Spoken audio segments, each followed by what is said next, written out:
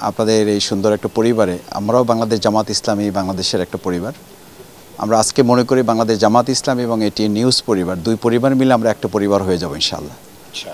দ্বিতীয় কথা হচ্ছে যে সুন্দর বাংলাদেশ আমরা পেয়েছি, আমাদের সেই শহীদ এবং নতুন স্বাধীনতা যোদ্ধা যারা নতুন বাংলাদেশের, আমরা তাদের জন্য রুহের মাগফিরাত কামনা করি।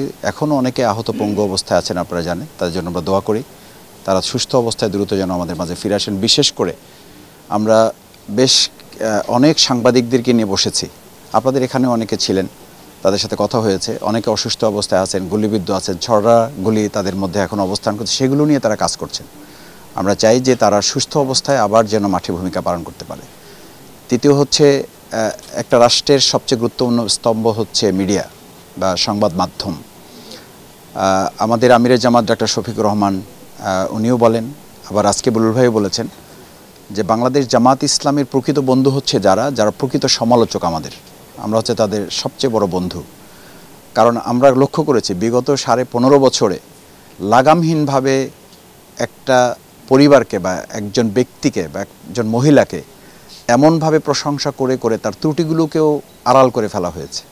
এটা একটা দেশ এবং জাতির জন্য, একটা রাষ্ট্রের জন্য ভয়ানক পরিস্থিতি তৈরি হয়েছে, যেটা আমাদেরকে সামনে প্রত্যক্ষ করতে হয়েছে। আমি মনে করি বাংলাদেশ জামাত ইসলামের ভালো দিকগুলো যেমন আপনারা তুলে ধরবেন, আমাদেরও মানুষ হিসাবে ত্রুটি আছে বলে না, আমরা বলি যে ত্রুটি থাকতেই পারে এবং হবেই, সেটাও আপনারা যদি ধরিয়ে দেন তাহলে আমাদের সকলের জন্য কল্যাণ, দেশের জন্য কল্যাণ, জনগণের জন্য কল্যাণ।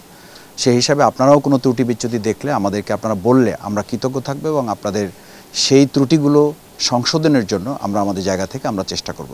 একই সাথে আমরা মনে করি যে এখানে আপনারা যারা আছেন, ইতিপূর্বে আপনারা যেমন আমাদের অনেক ক্রান্তিকালে দুর্যোগে আমাদেরকে আপনারা সহযোগিতার পাশে থেকেছেন, ভবিষ্যতেও আপনারা আমাদের পাশে থেকে আবার আপনাদের পাশে আমরাও থেকে যখন যেটা প্রয়োজন মনে হবে আমরা উভয়ে সম্মতিতে একসাথে এই দেশ গড়ার কাজে আমরা ভূমিকা পালন করব ইনশাআল্লাহ।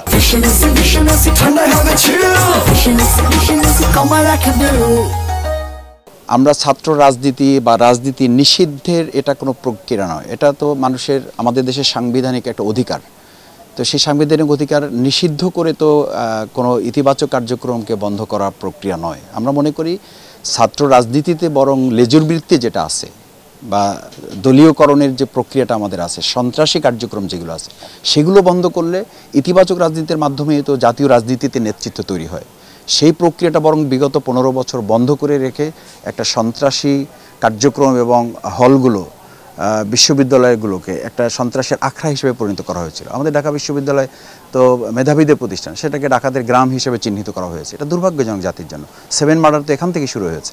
আবার একই সাথে কিন্তু বাংলাদেশ ইসলামী ছাত্র শিবির এখান থেকেই যাত্রা শুরু করেছে 1977 সালে 6 ফেব্রুয়ারি। সুতরাং ছাত্র শিবির এবং ঢাকা বিশ্ববিদ্যালয় বিচ্ছিন্ন কোনো বিষয় নয়, এটা একেবারে অঙ্গাঙ্গিভাবে জড়িত একটা ব্যাপার। এখান থেকে ছাত্র শিবিরের যাত্রা। সুতরাং সেখানে অন্যায়ভাবে পরিবেশ পরিষদের নামে ছাত্র শিবিরকে তাদের ন্যায্য অধিকার থেকে বঞ্চিত করা হয়েছে। আমরা বরং মনে করি ছাত্র শিবির ছাত্র সমাজের ভূমিকা পালন করে। ছাত্র সমাজ, ছাত্র শিবির এবং একাভূত হয়ে যখন চলবে তখন সন্ত্রাস দমনে এটা ছাত্র সমাজের জন্য বরং একটা মাইলফলক হবে ইনশাআল্লাহ।